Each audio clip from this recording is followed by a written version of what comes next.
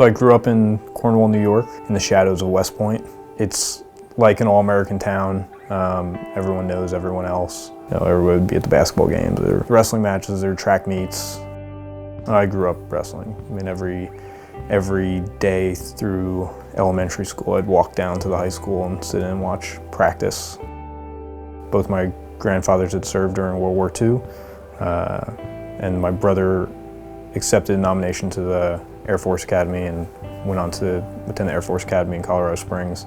So I kind of followed in his footsteps going to West Point.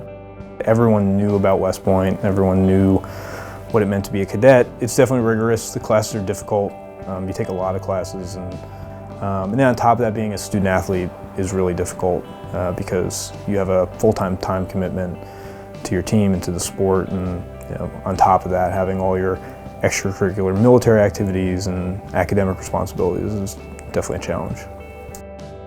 I think that being a Special Forces officer or Special Operations soldier, it's a stamp of approval from the Army or the Navy or the Air Force that when you speak to someone who is your superior, they know that you have specialized training, you've dealt with difficult situations before, you've solved tough problems, and they do kind of give you a little bit more room to run with. I mean, these are guys that had met success in everything else that they had attempted before. And I think that when you have guys that all have won before and have all been successful before, and they're just driven to always operate like that.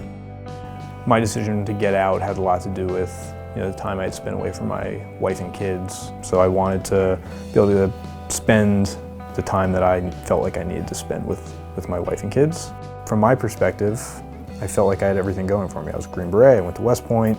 I felt like I had a pretty strong resume coming into the job hunt. And I found very quickly that you are truly behind the power curve however many years you're in the military.